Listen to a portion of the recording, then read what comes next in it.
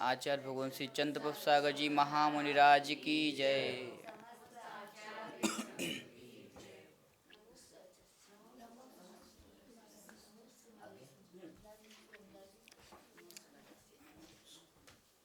इधर पर पंडित सदाशुक्ल लाल जी के द्वारा संकलित मृत्यु महोत्सव, इसमें आज तीसरा अध्याय प्रारंभ कर रहे हैं, जिसमें समाधि धारक जो है उसके लिए संबोधन कैसे करना चाहिए और क्या करना चाहिए। कल अपन ने देखा था कि किसी को असातक कर्म के उदय से परिचय आदि आ गए, अब उनको कैसे सहन करना है। तो अगर भेद विज्ञान दृष्टि की प्रबलता है तो सामर्थ्यता आ जाती है, और भेद विज्ञान की न्यूनता है या शून्यता है तो सामर्थ्यता आ ही नहीं पाती। तो फिर आगे बताया था कि जो उपदेशदाता है, जो निर्यापक है, तो उसको जो छपक है तिरस्कार भी कर सकता है, कटु वचन भी कह सकता है।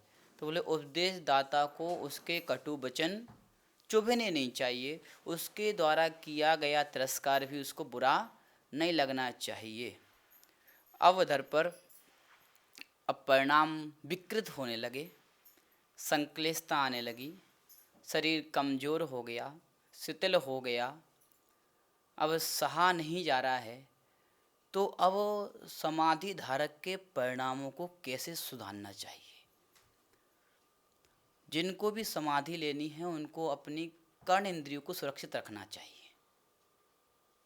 कर्ण इंद्रिय सुरक्षित है तो हमें अंतिम समय में उपदेश जो मिलेगा वो हमें सुनने में आ जाएगा।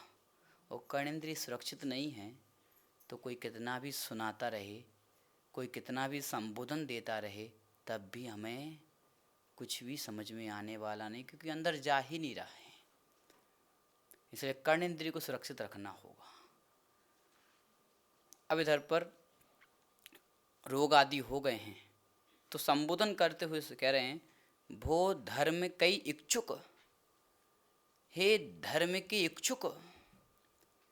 धर्म के इच्छुक, इसका मतलब है कि धर्म भी प्राप्त हुआ ही नहीं है,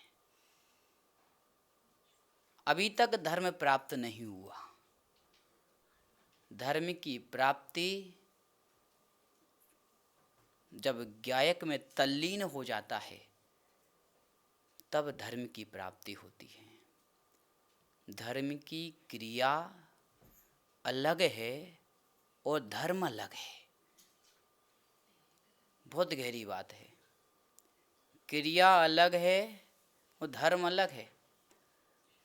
सारी क्रियाओं में धर्म हो कोई नियम नहीं है, और जो धर्म है वो संपूर्ण क्रियाओं से शून्य है, संपूर्ण क्रियाओं से शून्य है।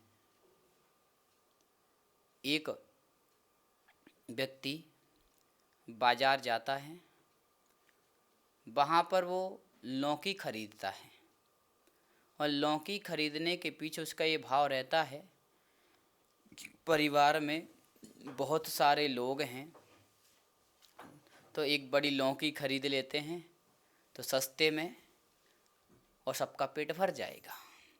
दूसरा व्यक्ति भी बाजार जाता है और वो भी लौकी खरीदता है, लेकिन उसका ये भाव रहता है कि हम लौकी के अलावा कोई और फल खरीदते हैं या कोई साग खरीदते हैं, सब्जी खरीदते हैं तो छोटे छोटे रहेंगे, बहुत सारे लेने पड़ेंगे, और जब बहुत सारे लेंगे तो वृक्ष को उतना ज़्यादा कष्ट हुआ होगा क्योंकि ज़्यादा निकालने पड़े।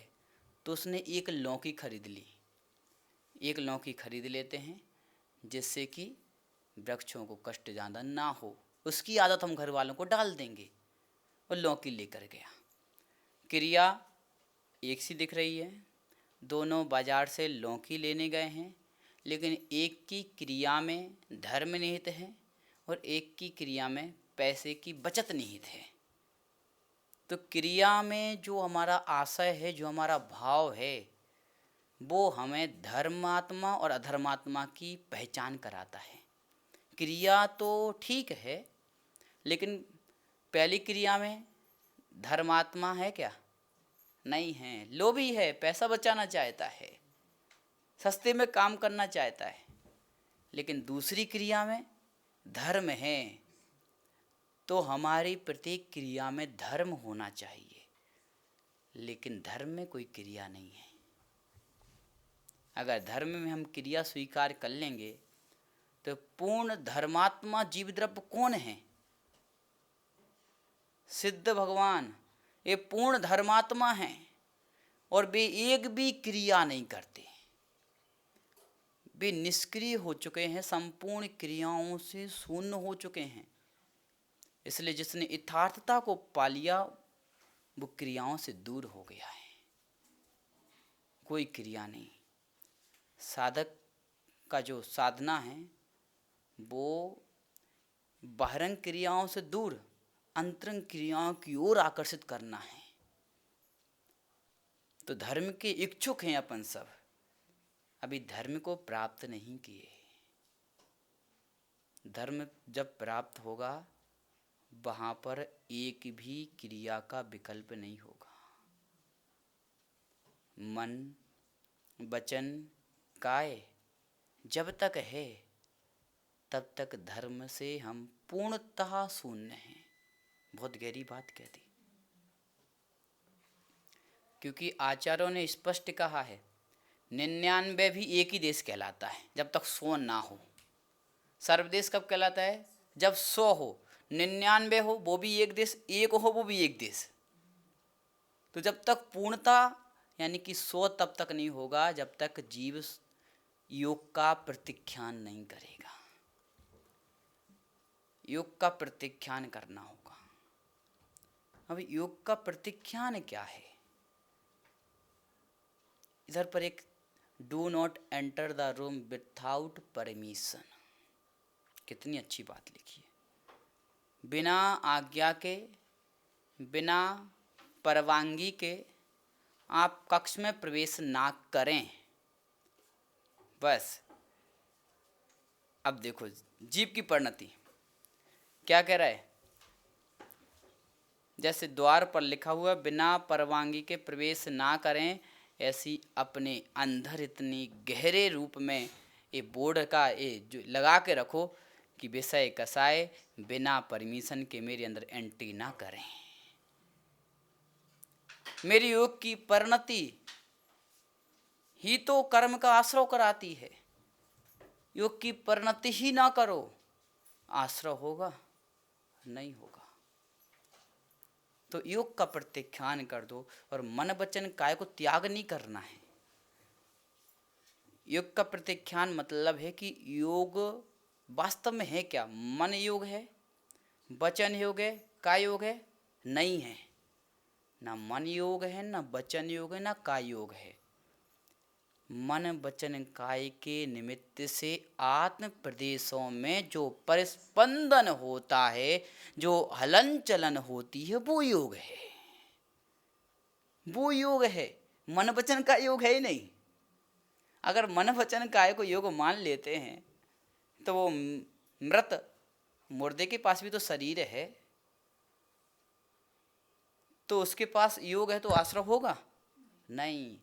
मन वचन काय योग के निमित्त जो आत्म प्रदेशों में परिस्पंदन है, हलन चलन है, उसका नाम योग है। तो योग का प्रत्याख्यान मतलब होता है हलन चलन का प्रत्याख्यान त्याग कर दो। योग के निमित्त से जो आत्म प्रदेशों में परिस्पंदन हो रहा है, उस परिस्पंदन का प्रत्याख्यान कर दो।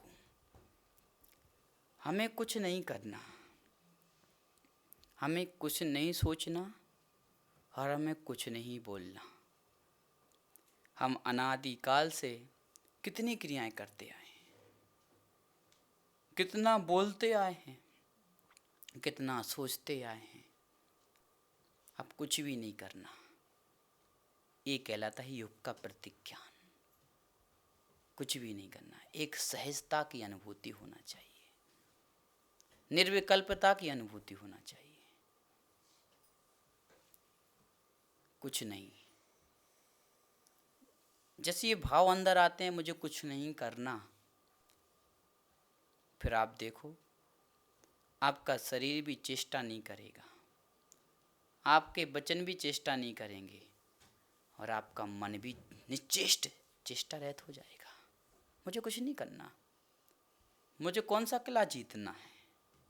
अगर किला जीतना होगा तो भैया युद्ध करना होगा। हलन चलन शुरू हो गई, मुझे कुछ जीतना ही नहीं है। जीता उसे जाता है जो अपना नहीं होता है। जो अपना है उसको क्या जीतना। कल आचार्य महाराज ने बताया था कि ना बाहर से कुछ आ रहा है ना बाहर अंदर से कुछ जा रहा है। जब आ ही नहीं रहा और जा ही नहीं रहा, हमारा हमारे पास है तो हम क्यों परेशान हैं। कुछ भी हमारे पास नहीं आ रहा है, कुछ भी नहीं आ रहा और कुछ भी हमारे पास से जा नहीं रहा है, तो हमें किसको पाना है और किसको छोड़ना है। कुछ भी नहीं पाना और कुछ भी नहीं छोड़ना है। क्योंकि हम कक्ष में बैठे थे तो ऊपर से आवाज़ आ रही थी समय सार की एक गाथा, आत्मा ही प्रतीख्यान है, आत्मा ही संवर है, आत्मा ही प्रतीख्यान है, प्रतीकण आदि आत्मा ही है, सब कुछ आत्मा ही है। तो छोड़ना, इसको छोड़ना नहीं, इसको पाना नहीं। प्रतीख्यान पेंसिल को छोड़ना नहीं है, पेंसिल को छोड़ना प्रतीख्यान नहीं है, घर को छोड़ना प्रतीख्यान नहीं है। अब ये बात अगर संभल के नहीं सुनी तो लोग भटक सकते हैं, लेकिन अपन सब ज्ञानी लोग बैठे हैं इसलिए ये बात कर रहे हैं। बाकी जब हम ये बात बोलते तो हम पहले बोलते भैया पूरी बात सुन के जाना, उसके पहले उठना नहीं। तो ये प्रतीख्यान है, पेंसिल को छोड़ना प्रतीख्यान है। अरे तुम्हारी कब हुई वो पेंसिल, तुम छोड़ रहे हो? तुम्हारी हुई नहीं, तुम छोड़ किसको रहे हो? पेंसिल को छोड़ना प्रतीख्यान नहीं है। आत्मा में जो ज्ञान की परिणति उससे जोड़ करके रखे हो, उस ज्ञान की परिणति को छोड़ना प्रतीख्यान है। उस ज्ञान की परिणति को छोड़ना है। जानन क्रिया कभी खत्म होगी? देखन क्रिया कभी खत्म होगी? नहीं होगी। ज्ञान में गे आना बंद हो जाएंगे? नहीं होंगे। ज्ञान में गे आना बंद होंगे नहीं, ज्ञान में गे निरंतर आते रहेंगे। अगर ज्ञान में गे आना बंद हो गए तो ज्ञान का अस्तित्व समाप्त हो जाएगा। ये ज्ञान गे का संबंध है। अभी अभिनव भाव है, जहाँ ज्ञान होगा वहाँ गे होंगे, जहाँ गे होंगे वहाँ ज्ञान होगा। एक दूसरे के बिना रह नहीं सकते, जी नहीं पाएंगे, वे मर जाएंगे। अब एक दूसरे के बिना रह नहीं सकते हैं ज्ञान गे, तो कभी ज्ञान गे से शून्य होगा। जब ज्ञान कभी गे से शून्य होगा नहीं तो फिर क्या हम आत्मानुभव कभी कर पाएंगे? बोले विचार आ रहे परेशान करे, विचार वो विचार, अरे ज्ञान कभी गे से शून्य हो नहीं सकता। आएंगे आएंगे आएंगे आएंगे आएंगे। अब तुम्हें करना क्या है? वे आ रहे हैं, उन्हें आने दो, उन्हें रोको मत। लेकिन अब आपको करना है उसमें मोह को प्रवेश नहीं कराना है। गियों में जैसे ही मोह प्रवेश करता है बस हलन चलन शुरू हो गई है, परस्पंदन शुरू हो गया है। तीव्रता के साथ है तो तीव्र आश्रव बंध है, मंदता के साथ है तो मंद आश्रव बंध है। इसलिए गे को गे ही रहने दो, गेह में मोह प्रवेश मत कराओ। गे में मोह प्रवेश कर गया, अपने आप से दूर हो गए हो, अपने आप से दूर हो गए हो। नदी बह रही है और श्रुतमती माता जी नदी के तट पर बैठी हुई है। नदी में वृक्ष भी बह रहा है, नदी में कचड़ा भी बह रहा है और नदी में एक मुर्दा भी बहते हुए आ रहा है। माता जी तट पर बैठ कर के देख रही है, वृक्ष बह गया, कचड़ा बह गया, मुर्दा आया वो भी बह गया। रोक नहीं रही, बस देख रही है। रोक नहीं रही, बस देख रही है। अब देखो ये आनंद, ये आवाज आ रही है, आने दो। आवाज विकल्प कर रही है, विघ्न डाल रही है, ये सोचोगे तुम्हें संक्लिष्टता शुरू हो जाएगी। तुम तो इस आवाज को जानना शुरू कर दो ना, बस बैठ जाओ और आवाज को जानना शुरू कर दो। आवाज को जानना शुरू कर दोगे, ये आवाज तुम्हें विघ्न नहीं करेगी, तुम्हें विकल्प खड़े नहीं करेगी। धर्मात्मा वही हो सकता है जिसकी जानन क्रिया में अधिकता है। जानन क्रिया होना चाहिए, कर्तृत्व क्रिया नहीं होना चाहिए। आपका जो शरीर है इसको आप जीर्ण छीण कर रहे हो कि हो रहा है? कर नहीं रहे आप, बस हो रहा देखोगे, निश्चिंत रहोगे, निर्विकार रहोगे। कर रहा हूं देखोगे तो संक्लिष्टता होगी। कर रहा हूं मैं अहंकार है, हो रहा में सहजता है। कर रहा में योग की चंचलता है, हो रहा में योग निश्चल हो चुका है। ये माता जी देखो लिख रही है। माता जी लिख रही हो कि लिखा जा रहा है? महाराज लिख नहीं रहे आप, यही समझना है। लिख रहे हैं कि लिखा जा रहा है? नहीं लिख रहा भैया, बस ये भी सबको लिख रहे हैं कि लिखा जा रहा है? सब लिखा जा रहा बोलने लगे। तो लिख रहे कि लिखा जा रहा है? अब देखो ये विषय, हम लिखा जा रहा के पास जाएंगे तो हमें भेद विज्ञान दृष्टि वहां पर दिखेगी। शरीर अपनी परिणति कर रहा है, कलम अपनी परिणति कर रही है, हम तो मात्र जानन क्रिया कर रहे हैं। लिख रहा हूं मैं, आपने अपने आप से जोड़ लिया, कर्ता बना लिया है।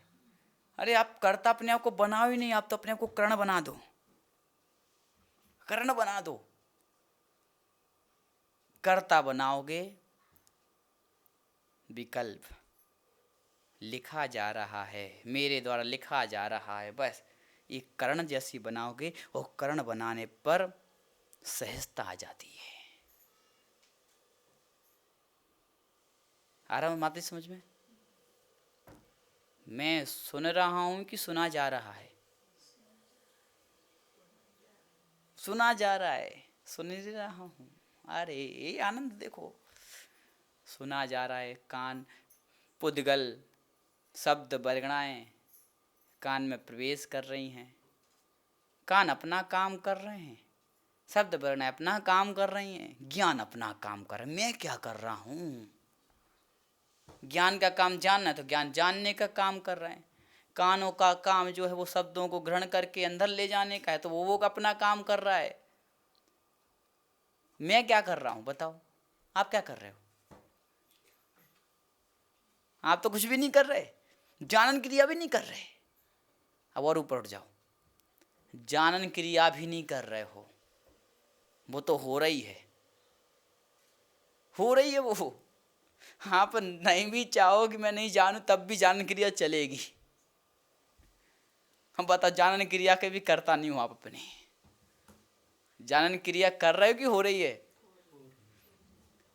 हो रही है, जानन क्रिया भी हो रही है, यानी कि जानन क्रिया अपनी अपने में चल रही है, कारण अपने अपने में काम कर रहे हैं और शब्द अपने अपने में काम कर रहे हैं। मैं तो कुछ भी नहीं कर रहा हूँ। जब तक शरीर में बल है, जब तक समझ में आ रहा है, तब तक तो इसका अनुभव ले ही लेना चाहिए।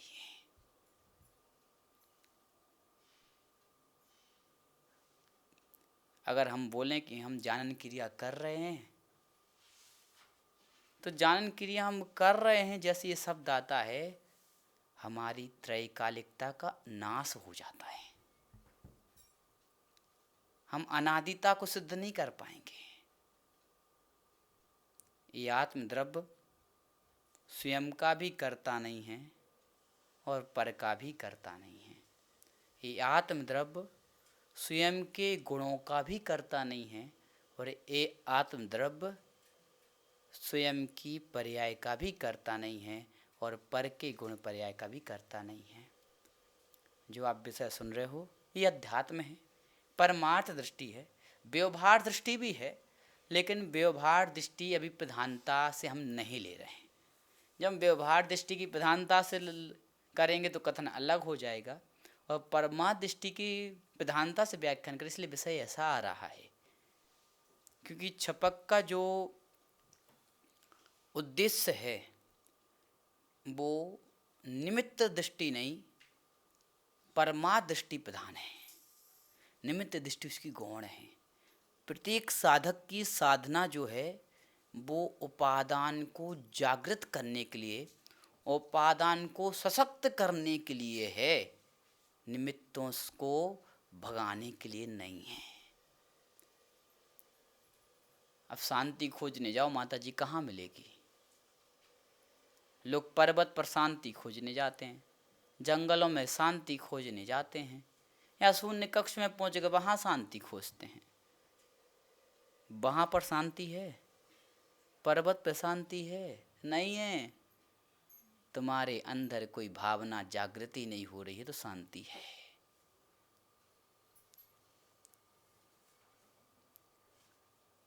कोई अपने द्रव्य का भी करता नहीं है, अपने आत्म स्वरूप का भी करता नहीं है क्या कोई?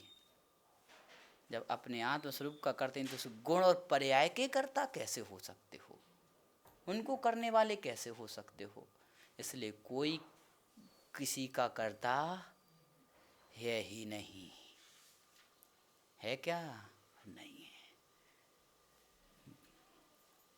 भो धर्म के इच्छुक, हे धर्म के इच्छुक जीव, और संबोधन हमें खींचता है।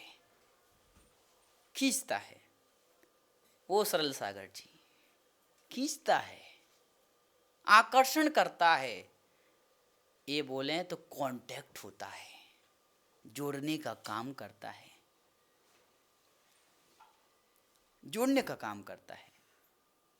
सब लोग बैठे हैं, अब किसी एक व्यक्ति पर फोकस करना है, या तो दृष्टि से फोकस करो या उसका संबोधन करके फोकस कर दो। वो व्यक्ति आपके ऊपर पूरी अपनी आंख लगा देगा, ऐसे देखेगा, हाँ बोलो क्या कह रहे हो। तो संबोधन में जितना गहरा वात्सल्य होगा, जितना गहरी हृदय से प्रीति जुड़ी होगी, उतना उस संबोधन का प्रभाव पड़ता है। यानी कि आपके विचार आपके शब्द से निकलते हैं। बांसुरी बजाते हैं, बांसुरी में बस फूंक रहे हैं, फूंकते कि नहीं फूंकते? और अपन गाना मन में सोचते उसमें फूंकते हैं। गाना मन में है, उसमें फूंक रहे हैं, और महाराज सुन के समझ गए ये नमोकार की धुनी गा रहा है। उसमें नमोकार की धुनी कहाँ से आ गई? तुम्हारे मन में नमोकार था, तुम्हें तो हवा दी उसमें, सिर्फ उस हवा में भी तुम्हारा मन भरा हुआ है, लय से। यानी कि मन में विचार ना था नमोकार का, तो फिर हो नहीं पाता उसमें। अब देखो, बिना मन के आप हवा देना शुरू करो, नमोकार निकलेगा? नहीं निकलेगा। यानी कि वो वायु, वो हवा, उस हवा में भी मन के भाव आते हैं, वो प्रभाव करते हैं। किसी किसी की बांसुरी सुन करके लगता है बस सुनते ही रहें, तल्लीन हो जाएं, बस बैठ जाएं। और किसी किसी की बांसुरी ऐसी रहती है, भैया बंद कर दो। ऐसा भाव देखा जाता है उस बांसुरी में, भाव किसने भरा हुआ है। शब्दों में जितना गहरा भाव भरा होगा और जितना गहरा अनुभव भरा होगा, भाव भरा होगा, अनुभव भरा होगा, वो बात व्यक्ति के हृदय में प्रवेश कर जाती है। अब ध्यान से महाराज को सुना हो तो आचार्य महाराज ने कहा था कि वस्त्रधारी बड़ी आत्मा की वो बातें बोले थे, वो बोल सकते हैं लेकिन अनुभव तो यही कर सकते हैं। बड़ी बड़ी बातें बोल लेना बात अलग है, अनुभव के साथ बात बोलना बात अलग है। हॉस्पिटल में जाओ, अस्पताल में जाओ, तो वहाँ पर नर्स कितने बच्चों को पैदा कराती रहती है,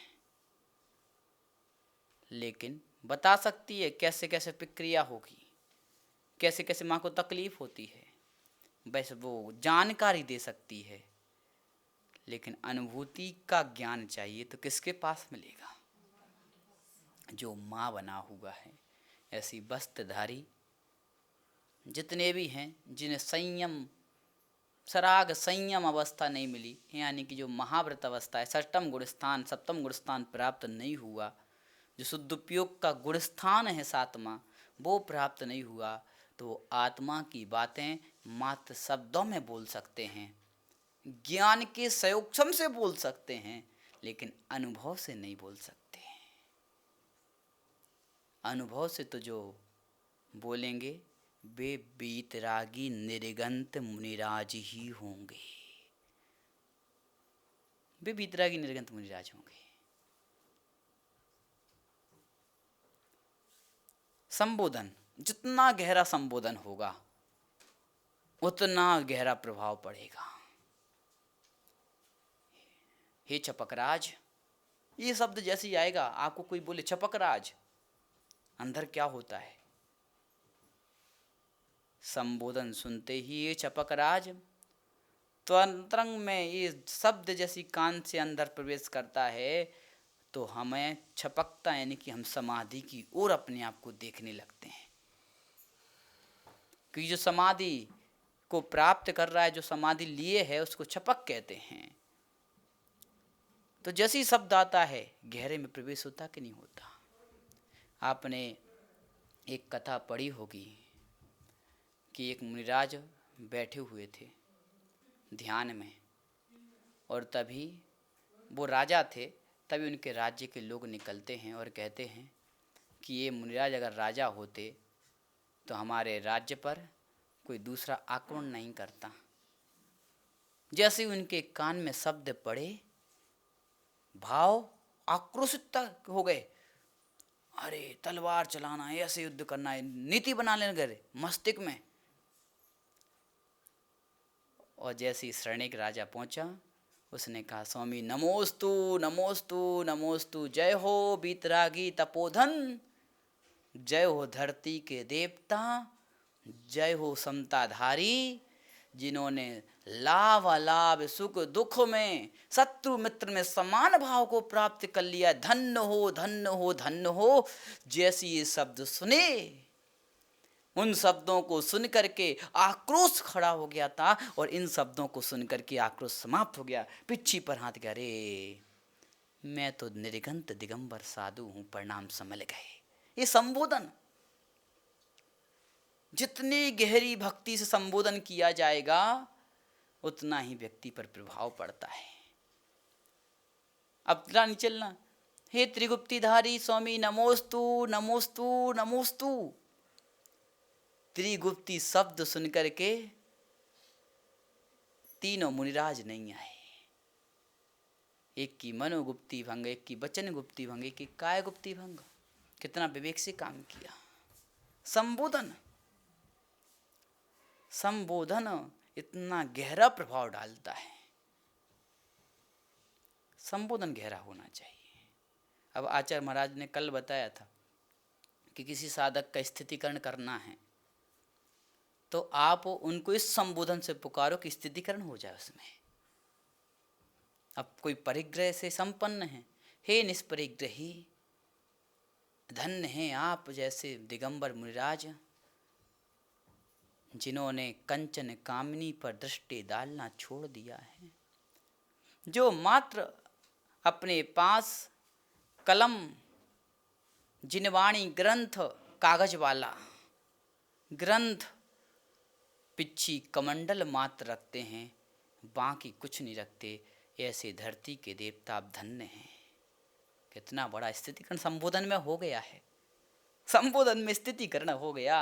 आपने अपनी बात भी कह दी, उनको बात समझ में भी आ गई और इतनी भक्ति से कहा, उन्हें लगा कितना भक्त है जीव, ये तो हमें ऐसे देख रहा है और हम कैसे हैं, इसलिए हमें सुधरना चाहिए, सुधरना चाहिए। एक बेटा अपनी माँ को खूब परेशान करता था, पिता को खूब परेशान करता था। माँ कहती बेटा परेशान मत करो, पिता कहते थे, लेकिन मानता नहीं था। लेकिन माँ के अंदर प्रेम था, आस थी, आज नहीं तो कल तो कुछ अच्छा होगा। तो बेटे ने सोचा ये माता पिता बहुत तंग करते हैं तो इनको अपने रास्ते से अलग ही कर देते हैं। उसका मित्र गुंडा था, मित्र को बोलता है कि देखो मैं अपने माता पिता को काशी की यात्रा कराने के लिए ले जाऊंगा, रास्ते में तुम आना, उनका काम तमाम कर देना, उनके प्राण ले लेना। ऐसा उसने बात कह दी। इधर माता पिता को बोला, माता पिता मैं अब काशी की यात्रा करना चाहता हूँ और सारे पापों को काशी में छोड़ करके आना चाहता हूँ। माता पिता ने कहा ठीक बेटा, और बहुत खुशी उन्हें हुई। आज बेटा स्वयं अपने मुख से कह रहा है चलो हम धर्म स्थल पर चलेंगे और पापों को छोड़ने की बात रख रहा है। तो उनने कहा बेटा देरी नहीं करो, हम कल प्रातः काल ही निकल चलेंगे। वो निकल चले। रास्ते में मित्र आ गया तलवार लेकर के, वो भागने लगा और माता पिता को वो मारने आया। माँ कहती है बेटा तू भाग जा, जल्दी भाग जा, भाग, रुकना नहीं बेटा। बोले तुझे अभी लंबा जीना है, मेरे प्राण चले जा मुझे उसका दुख नहीं है, तेरे प्राण नहीं जाने चाहिए। जैसे ये शब्द माँ ने बोले बेटा का हृदय गीला हो गया और बेटा उल्टा भाग रहा था, वो सीधा भागा, अपने मित्र को रोकता, रोको, मारो मत मेरे माता पिता को, मारो मत। माँ की ममता देखो, बेटा तुम्हारे प्राण नहीं जाने चाहिए, मेरे प्राण चले जाने, मेरी तो जिंदगी हो गई है, मेरा जीवन हो गया है।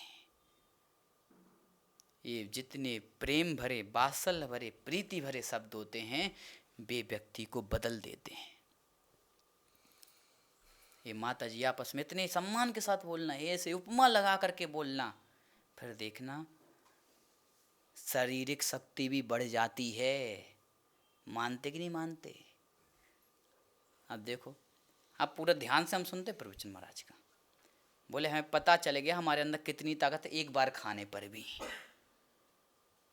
एक बार खाने पर भी हमारे पास इतनी ताकत है कि रात को 12 बजे तक काम करते थे, सुबह 4 बजे 4:30 पर पिच्छ उठा के फिर निकल देते थे। ताकत का पता चल गया। ऐसी आपके अंदर भी ताकत है। जिम्मेदारी आई और भट्टारक जी के जो शब्द थे विरोध और विनोद, वो शब्द ऐसे हृदय में प्रवेश किए, उसने अपने आप शक्ति दे दी। बस इस शब्दों का खेल कि ऐसे शब्द सुनने में आ जाए वो हमें शक्ति दे दें, ऐसे शब्द सुनने में ना आए भी हमारी शक्ति को छीन कर दें। शब्दों में वो शक्ति है कि आपको ऊर्जावान भी बना सकता है, और शब्दों में वो शक्ति है जो आपको शक्ति शून्य भी कर सकता है। इसलिए जब भी संबोधन करो तो उपमा लगा करके करो। धन्य हो आपके परिणाम। लोग मृत्यु से डरते हैं, मैं मर ना जाऊं। हे छपकराज तुम धन्य हो, जो तुम मृत्यु को स्वयं बुला रहे हो, आओ मृत्यु आओ, मैं तुम्हारा इंतजार कर रहा हूं, मैं तुम्हारी प्रतीक्षा कर रहा हूं। तपस्या का मार्ग जो है, आ बैल मुझे मार वाला है।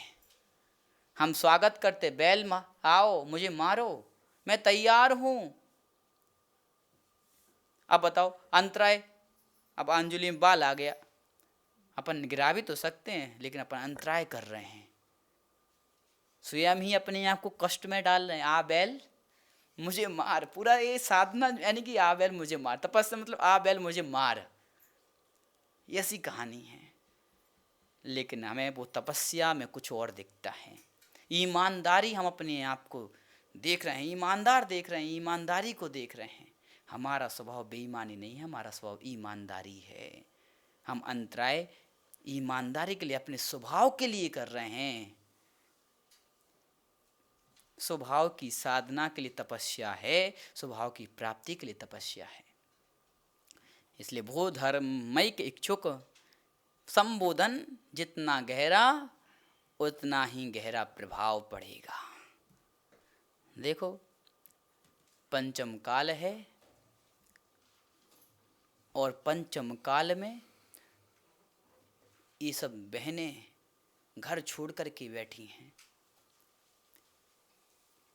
पंचम काल में दुनिया बाहर भाग रही है, और इनके परिणाम देखो, ये अंदर जाने के लिए भाग रहे हैं।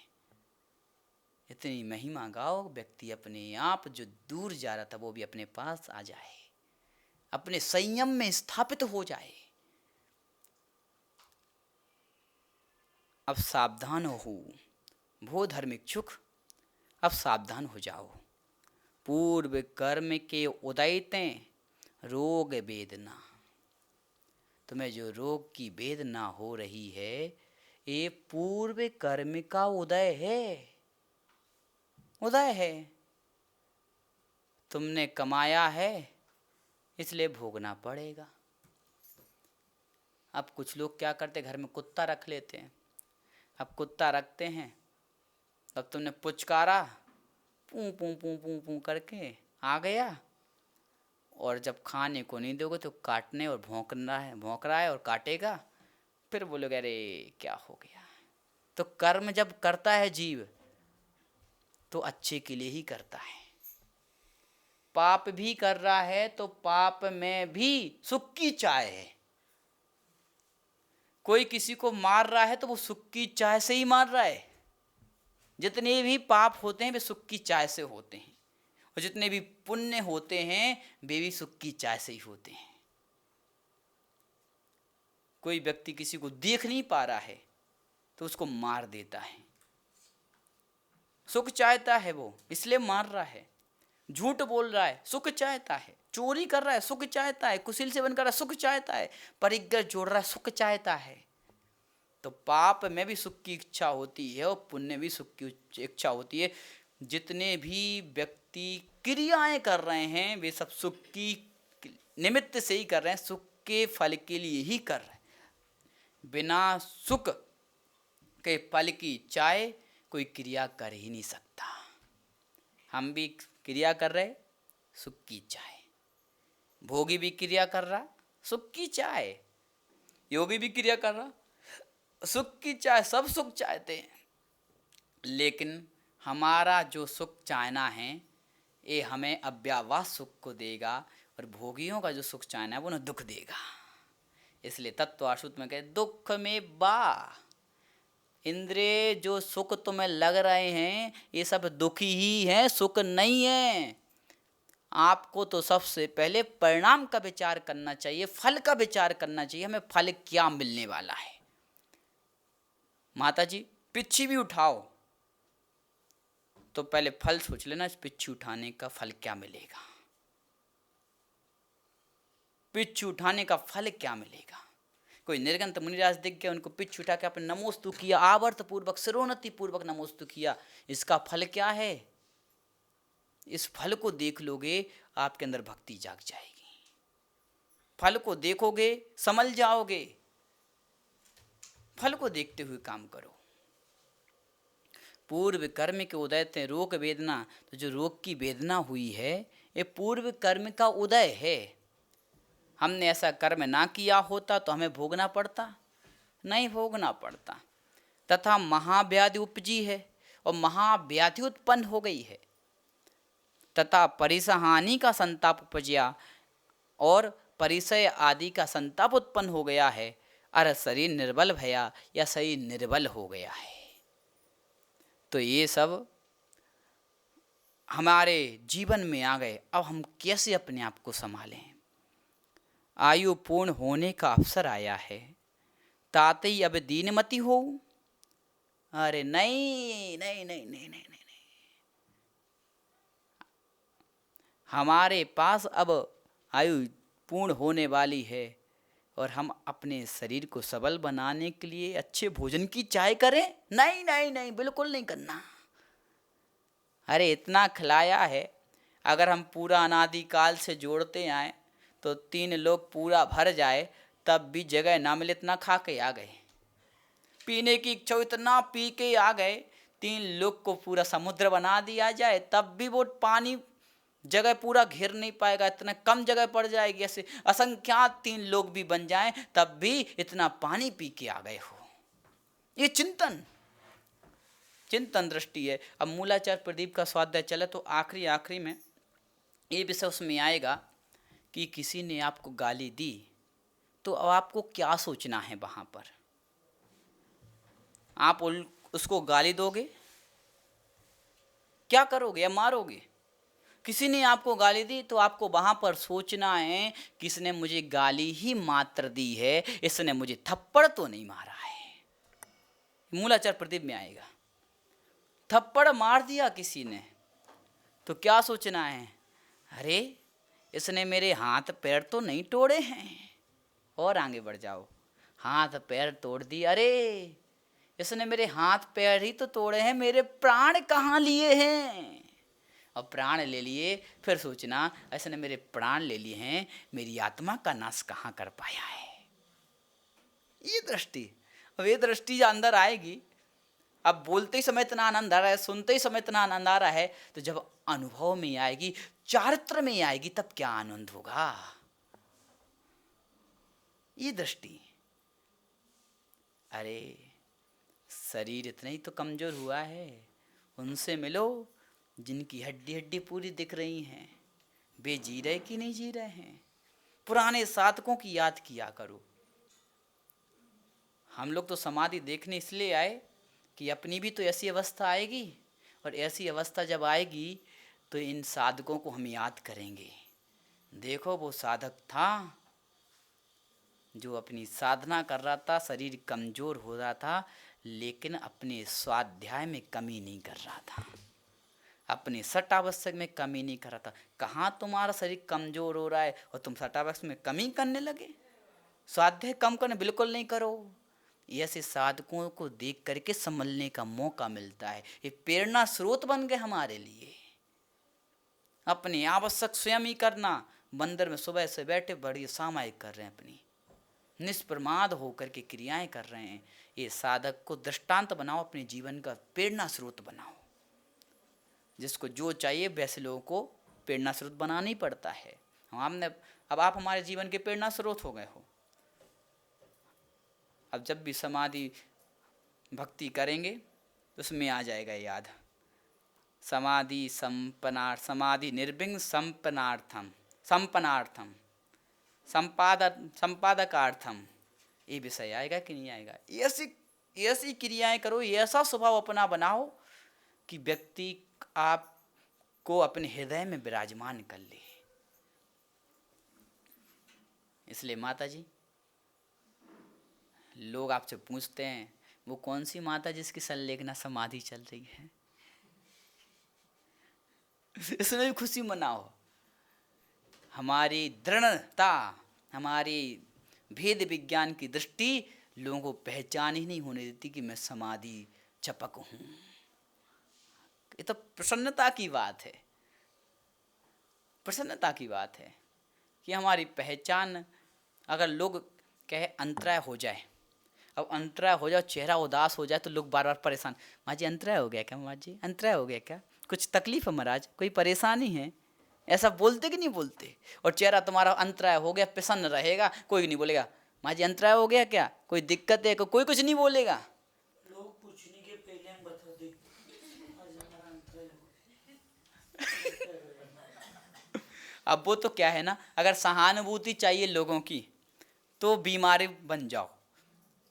आचार्य यही बोलते हैं, साधक को अगर सहानुभूति थोड़ा कम मिले तो बीमारी कम हो उसको क्योंकि सहानुभूति में मतलब बीमारी में सहानुभूति लोग ज़्यादा देते हैं, और ज़्यादा बीमार हो गए तो फिर सहानुभूति भी कम हो जाती है। अब आचार्य विराग सागर जी महाराज के संग में एक ब्रह्मचारी जी थे, तो सुबह शाम दोनों टाइम भोजन करते थे। तो सुबह तो भोजन अच्छे हो जाएं और शाम को भोजन करके आए तो अंतराय करके आए। अब उनके 10 दिन तक अंतराय हुए शाम को। अब विराग सागर जी महाराज को पता चला, उन्होंने बोला भैया अंतराय क्यों हो रहे हैं? बोले आ जाता आचार्य से सब, और थोड़ा संवेदनाएं भी लगती, भैया जी का अंतराय हो गया है, चौके वाली भैया जी का अंतराय हो गए, और ब्रह्मचारी भैया जी का अंतराय हो गया है। तो आचार्य ने कहा एक काम करो, कल से तुम्हारा एक आसन है, कल से तुम्हारा एक आसन है, कल से तुम्हें एक आसन करना है। अब एक आसन करना शुरू किया तो अंतराय भी बंद हो गए। हाँ कई बार ऐसा होता है, लालसा अधिक रहती है तो अंतराय आना शुरू हो जाते हैं। लोभ लोप कर देता है, लोभ लोप कर देता है। जितने शेयर मार्केट में पैसा लगाते ना, तो शुरू शुरू में तो अच्छा, पहली बार में तो फायदा होता है। अगर पहली बार में व्यक्ति को फायदा ना तो आगे ना बढ़े, तो पहली बार में फायदा हो गया, अब लोभ बढ़ता है, अरे 1000 के हमारे 10,000 हो गए, अब तो और लगाना है, 10,000 लगा दी, लाख हो गए। अब लोभ बढ़ता गया, और जैसी कसाय बढ़ती है पुण्य क्षीण हो जाता है। लोभ हो करते ही पुण्य का लोप हो गया है, लोभ करते ही रावण के सम्मान का लोप हो गया है, लोभ करते ही कौरवों का सम्मान का लोप हो गया, इज्जत चली गई। लोभ करते ही लोप हो जाता है, लोप हो जाता है। तो इसलिए अब बिल्कुल नहीं दिखाना, प्रयास करो हमारी मुख मुद्रा को देख करके आवृत्ति भी वृत्ति बनने की भाव करने लग जाए। अब दीन दुखिया जैसे बैठे हो, श्रावक को 1000 जूते पड़े तब उसका चेहरा ऐसा बने, तो मैं तो एक जूता भी नहीं पड़ा तब भी तुम्हारा चेहरा ऐसा बन गया। अरे उसको फिर क्या भाव होंगे? अरे जब संयमी लोग ऐसे चेहरा उदास करके बैठते हैं, यानी कि इनके जीवन में बहुत दुख है, इसलिए हमें तो वही कहीं संयम मार्ग लेना ही नहीं है, नहीं लेना। बहुत सारे लोग ऐसे दूर हो गए, बहुत सारे लोग ऐसे दूर हो गए, बोले संयम मार्ग बहुत कठिन। हम तो उन महाराज की हालत देख रहे हैं, उन माता जी की हालत देख रहे हैं, दिन भर पड़ी रहती हैं बीमार। पहले भी जब अपनी गृहस्थ अवस्था में थी तो कितनी दौड़ती थी, अब तो वे साधु भी बन गई हैं, साधु बन गए तो वे पड़े ही रहते हैं। अरे क्या कर दिया तुमने? अप्रभावना कर दी। तुमने शब्द मुख से कुछ नहीं बोला अप्रभावना वाला, लेकिन तुम्हारी क्रिया ने अप्रभावना कर दी है। एक व्यक्ति को धर्म से दूर कर दिया है, उसकी जो संयम के प्रति आस्था थी उसको कमजोर कर दिया है, संयमी के प्रति आस्था थी उसको कमजोर कर दिया है। इसलिए आप तो खुशी मनाया करो। लोग हमें स्वयं पूछते हैं हाँ वो समाधि वाली माता जी कौन है, तो अपनी पीठ ठोका करो ऐसे ऐसे। हाँ देखो परिणामों की सबलता, लोग हमें पहचान ही नहीं पा रहे हैं, यही तो आनंद है। सही है कि नहीं माता जी? अपने आप ताकत आती है, फिर ऊर्जा आ जाती है। देखो अरे सरल सागर जी, इन्हें कोई फूंक मारे तोड़ जाए, लेकिन संयम की देखो चेहरा कितना प्रसन्न दिख रहा है, शरीर में बल नहीं लेकिन फिर भी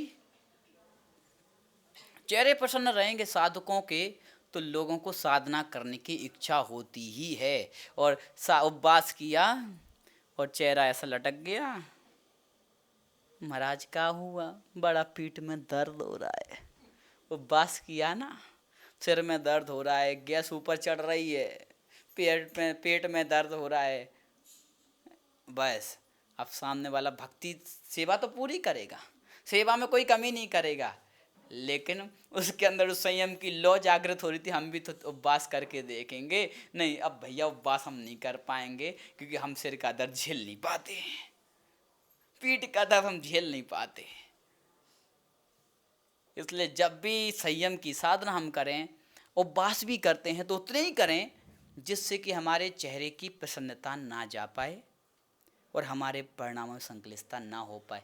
कमी करना नहीं, सामर्थ्य को छिपाना नहीं, लेकिन सामर्थ्य से अधिक खींचना नहीं। अगर 10 करने की ताकत है तो 5 ही करो बस। वीर को सुरक्षित रखो, बल को सुरक्षित रखो। उसमें भी छूट देनी पड़ेगी। नहीं नहीं बिल्कुल नहीं, इतनी तो सामर्थ्य आपके व्यक्ति के पास है। हाँ 10 दिन तक तो व्यक्ति जी लेगा बिना उसके। अरे एक जगह दे दिया गोमटेस की, याद हो आपको तो फिर। बोले शुगर की बीमारी हमें है तो हमारे गुरु महाराज ने आज्ञा दे दी है, लेकिन ये अतिरेक है, ऐसा नहीं होना चाहिए। आयु पूर्ण होने का अवसर आया तते अब दीन मत हो, इसलिए दीन नहीं होना, बिल्कुल सौभाग्य मानना। माता जी अब आप चली जाओगी। नहीं, अरे मैं कहाँ जाने वाली, मुझे तो नई पर्याय मिलने वाली है। जब तुम्हें नए कपड़े मिलते हैं कितनी खुशी होती है, ऐसी मुझे नई पर्याय मिलेगी, फिर मैं अच्छी और साधना करूंगी तो मुझे तो खुशी हो रही नई पर्याय मिलने की, तुम बेमतलब में रो रहे हो। ऐसी सोचना, नए कपड़े मिलने वाले हैं, एक कपड़े क्या उतार के हम फेंक नहीं सकते, अपने आप उतरते हैं। तो अब नए कपड़े मिलने वाले, हमें नई पर्याय मिलने वाली है, नई शक्ति मिलने वाली है। अभी हमने साधना करने में थोड़ी कमी कर दी क्योंकि हम ग्रस्त में रहे, हम इतना भेद विज्ञान जागृत नहीं हो पाए जल्दी, लेकिन हम ऐसी भावना करते हैं उस पर्याय में जाएंगे। 8 वर्ष अंतर्मूर्त में सम्यक दर्शन को प्राप्त करेंगे, सम्यक दर्शन को दूसरे अंतर्मूर्त में साधना करें, दीक्षा ले लेंगे और ऐसा भाव हो जाए कि तीसरे अंतर्मूर्त में केवल ज्ञान प्राप्त हो जाए। ये भाव रहो। अब एक जगह हम गए, माँ आप बहुत जल्दी दीक्षा ले रहे हो भैया जी, छोटे हो बहुत, 19 साल के हो। तो हमने कहा माता जी देर हो गई हमें, पर हमने गणित गिना 11 वर्ष इतना लेट हो गए हम। जैसे ये बोला उनके भाव बदल गए। हमारे ऊपर है हमें भाव बदलना है कि भाव बिगाड़ना है। दुनिया बोले देखो चांद में दाग है तो आप कहना दाग नहीं, ऊंचाई देखो भैया कितनी है। कोई कहे समुद्र में खारापन है, आप कहना गहराई देखो कितनी है। कोई कहे गिलास आधा खाली है, आप कहना गिलास देखो आधा भरा है। और ज़्यादा गहरी दृष्टि होगी लेकिन गिलास तो पूरा भरा है, आधा पानी से आधा हवा से, गिलास तो पूरा भरा है। कोई कहे गुलाब में कांटे हैं तो आप कहना गुलाब में कांटे नहीं, गुलाब में फूल भी हैं, फूल को देखो।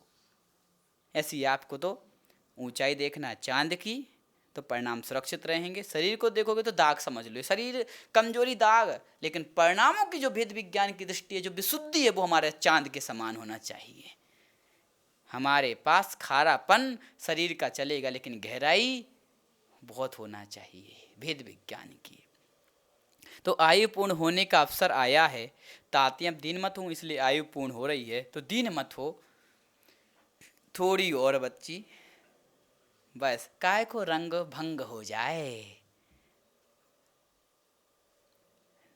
नौटंकी करने वाला अपनी पत्नी से कह रहा है भैया बस थोड़ी और बची है, थोड़ा और नाच लो, काय को रंग में भंग हो जाए। इतने शब्द पड़े, जो राजकुमारी भागने वाली थी मंत्री के बेटे के साथ बच गई। युवराज पिताजी को ओम फट स्वाहा हमेशा के लिए भेजने वाला था, ऊपर संभल गया। बताओ कितना नाचा, रात भर हो गई लेकिन कुछ दिया ही नहीं। लेकिन जैसे ये शब्द पड़े थोड़ी और बची रंग में भंग ना हो जाए, राजकुमारी ने दे दिया, राजकुमार ने दे दिया। और अब क्या हुआ, राजा ने पूछा तुम लोग ने क्यों दे दिया। फिर राजकुमार और राजकुमारी ने बताया पिताजी हम तो भागने वाले थे मंत्री पुत्र के साथ, इसके शब्द सुनकर के हमने कहा कोई बात नहीं, अभी थोड़े और दिन इंतज़ार कर लेते हैं, इसलिए दे दिया हमने। और युवराज बोले हम तो आपको मारने वाले थे, अब अच्छा है हमने सुन लिया, हम आपको मारेंगे, थोड़े से और 10-20 साल के और बच्चे हो गए फिर तो जाना ही है। बस ये बात, तो राज जैसे ये शब्द राजा ने सुने, राजा ने भी दे दिया। और राजकुमारी का विवाह करा दिया और राजकुमार का राजपद करा दिया, हो गया। बस यही ध्यान रखना है कि इतनी सी तो बची है, इतनी सारे हम वर्ष बीत निकाल के आ गए। अब और गहरे सुनो, नरक का एक दृष्टांत दिया था ध्यान सागर जी महाराज का। बोले नरक के कितने दुख थे, इधर पे 3 घंटे की ठंडी हवा आचार्य ने कहा कि सहन नहीं कर पा रहे तुम।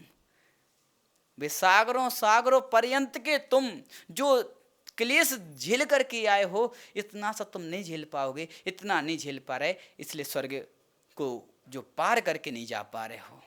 स्वर्ग को पार करके क्या मिलेगा? मोक्ष। इसलिए इतना झेलो।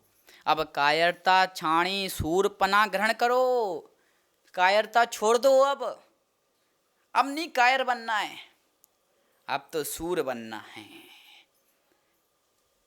सेनापति का भाषण योद्धाओं की भुजाओं को फड़का देता है, ऐसी निर्यापक का भाषण छपक की अंतरंग की जो भावना इसको प्रबल कर देता है। जो रसगुल्ला मांग रहा था, जैसी निर्यापक ने उपदेश दिया, अरे स्वामी क्षमा करना, मुझे नहीं खाना, मैं त्याग करता हूं। जो जीने की इच्छा कर रहा था, निर्यापक ने उपदेश दिया, मुझे नहीं जीना है। मरने की, नहीं मुझे नहीं मरना है, क्योंकि जीने की इच्छा मरने की इच्छा असमाधि कराएगी, और ना जीना ना मरना। जीना ना मरना ये क्यों कहा अतिचार में? कितना गहरा शब्द है।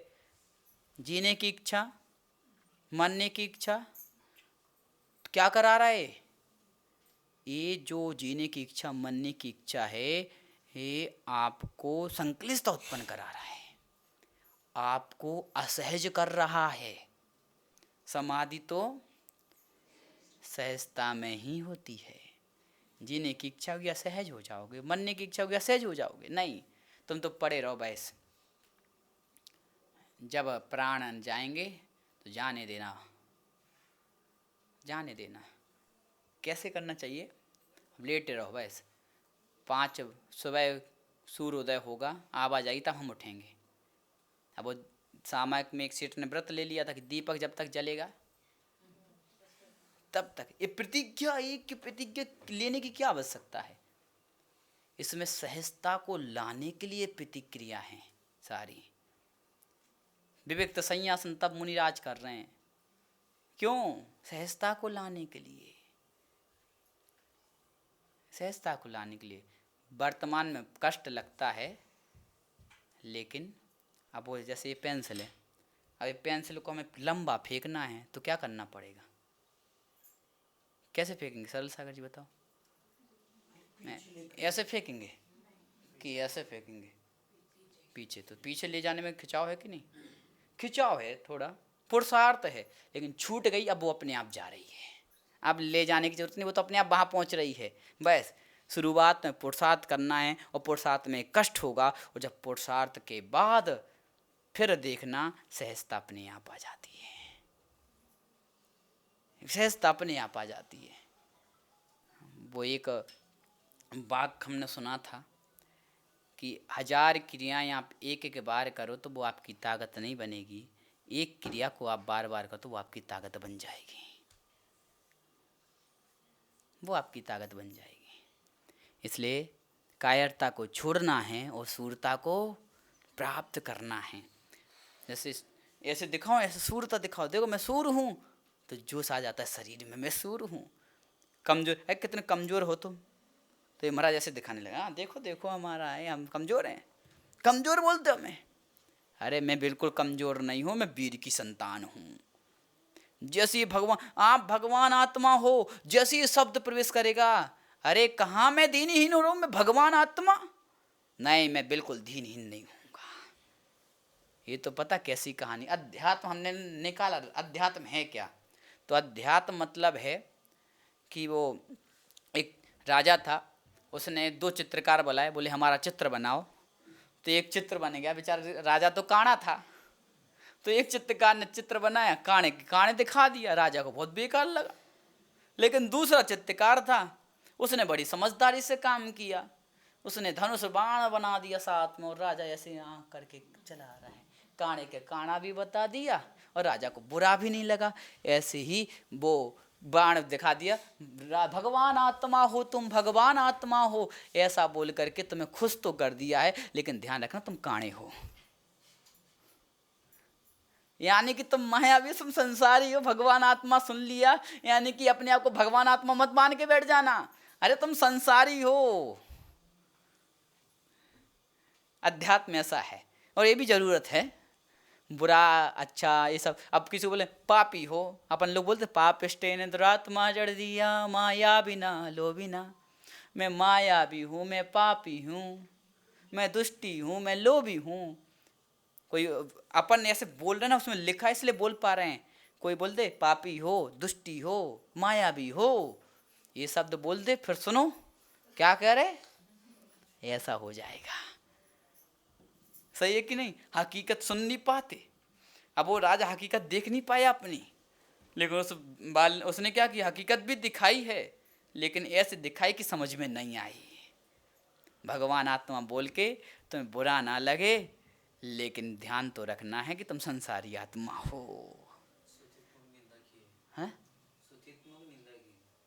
स्तुतियात्मक निंदा की है, व्यंग इसको कहते हैं।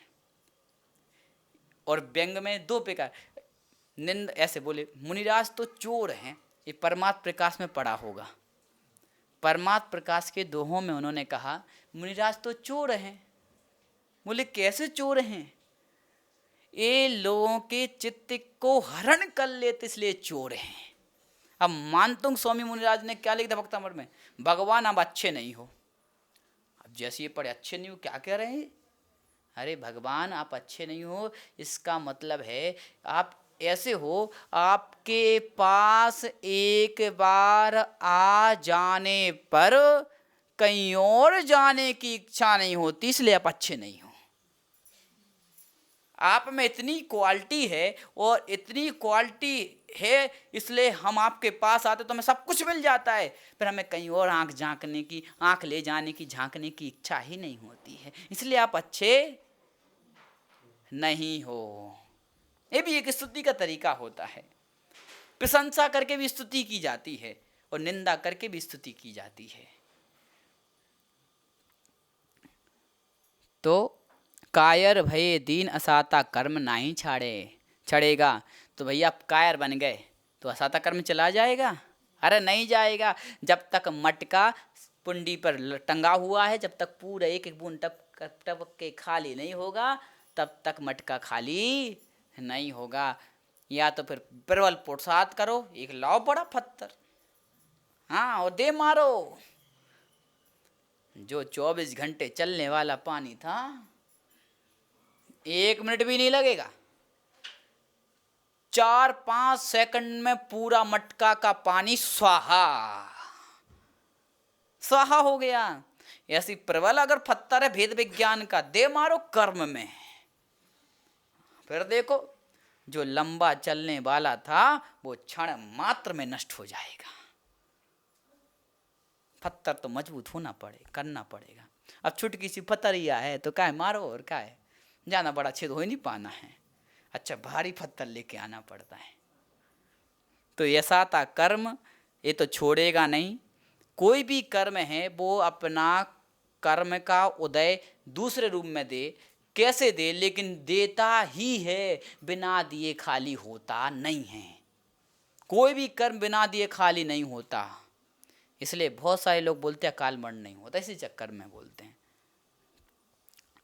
तो कोई दुख हरने को समर्थ नहीं, इसलिए कोई दुख समर्थ नहीं है जो आपके दुख का हरण कर सके। अब वो बीमार हो जाते थे घर पे, ओ मम्मी, ओ पापा, ओ बाप रे, ये चिल्लाते थे।